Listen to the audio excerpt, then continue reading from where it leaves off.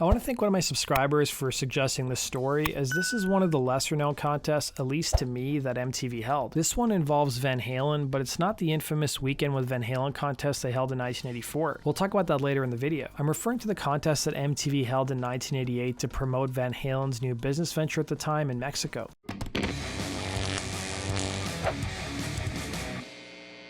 It's no secret that former Van Halen frontman Sammy Hagar is a big fan of Cabo. He not only fell in love with the place back in the 80s, but he saw investment potential. Hagar would team up with a local man named Jorge, who helped him find a piece of property and became one of his business partners. Hagar would tell MTV that you couldn't own land in Cabo unless you were of Mexican heritage, hence his partnership with Jorge. Hagar would reveal in his book, "It took him nearly 4 years, but Jorge finally found a piece of property for the bar I'd wanted to build, but it was going to be expensive. Even though I was in Van Halen, I didn't have the money for $1 million project, more like $500,000 project. But still, that was a lot of money to be putting in a town with dirt roads and no telephones. The swinging set in Hollywood began to discover the town. The hipsters were coming in. It wasn't just a little fishing village any longer. Walking around, you could sense the potential. It just wasn't there yet," he'd say. Hagar would want to build a tequila bar with a stage, and the project soon got the attention of the band's manager and his bandmates, who wanted to be made equal partners, which they were. Opening in 1988, the LA Times profiled the new business venture, where they would write, and I quote, "Called Cabo Wabo after a Van Halen song of the same name. The night spot will seat up to 250 patrons inside and 750 in an outdoor patio. In keeping with the group's raucous image, the bar offers dozens of varieties of tequila and beer, including the band's own Cabo Wabo brand." The article will go on to state, Hagar said he originally intended to spend $150,000, and the group has gone far beyond that. "We're not doing this expecting to make money, so if we do, it'll be a bonus," he would tell the Times. At the time, both Van Halen brothers were newly sober, and the paper would quote Hagar as saying, "That's the only drawback about this, because I don't want people to think we're promoting drinking. Some people can handle it, others can't, so I have virgin margaritas all ready for Eddie and Alex. I'm so crazy about Eddie, and I know how much hell he went through, that we want to be really supportive and keep him on the wagon," he'd say. The band would team up with MTV to run a contest to promote their new business venture's opening, as you can see here. Let's jump on the next plane from Mexico, hit our joint to Cabo Wabo. Hey, we could throw a hell of a party, man. We could open. We could. Yeah! Cabo Wabo!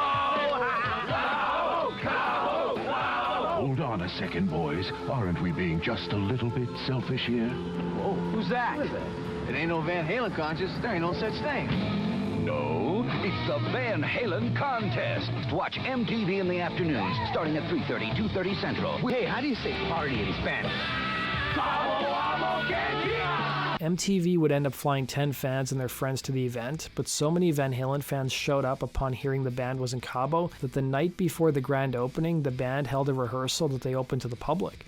The video of the soundcheck is up on YouTube, and several high-profile musicians appeared at the opening, including Toto's Steve Lukather, Rat's Robin Crosby, and Brad Delp of Boston. MTV would end up broadcasting the grand opening, calling it Viva Van Halen Saturday, and here's some snippets of it. A growing celebrity presence, and now its own rock and roll bar and grill, the Cabo Wabo Cantina, owned and occasionally operated by Van Halen.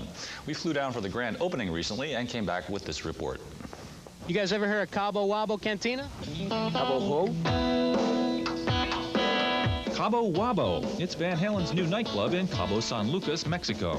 Well, look, Ed, we got a nice tile roof and a soundproof floor. Wait. What's this doing way up here? How come the urinals are that high on the wall? Whoa, Nelly. Oh, okay. Run by the band and named after a song on its last album, Cabo Wabo is a sort of south-of-the-border embodiment of Van Halen's good time philosophy. Well, Cabo to me means kind of like freedom, a beautiful place, not really overly crowded, because it can't be. Great food, you know. You can do anything you want except drugs here.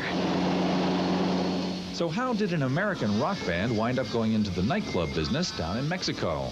I told these guys about the idea. I said we ought to build a club down there. The only thing that's a bummer is you get all inspired and you got no place to play. And the whole band went for it. Yeah, suckers, you know. The night before Cabo Wabo opened, so many fans showed up at the club that Van Halen decided to give them a little treat. If we stop in the middle of a song or something, don't worry about it. We're just rehearsing, okay? So you're seeing kind of Van Halen in the row. Any musician that wants to come down here and play, that's in a band or something that feels like they want to do an acoustic set or jam with a drummer or something, and one of us are down here and you want to jam with us, that's kind of the idea.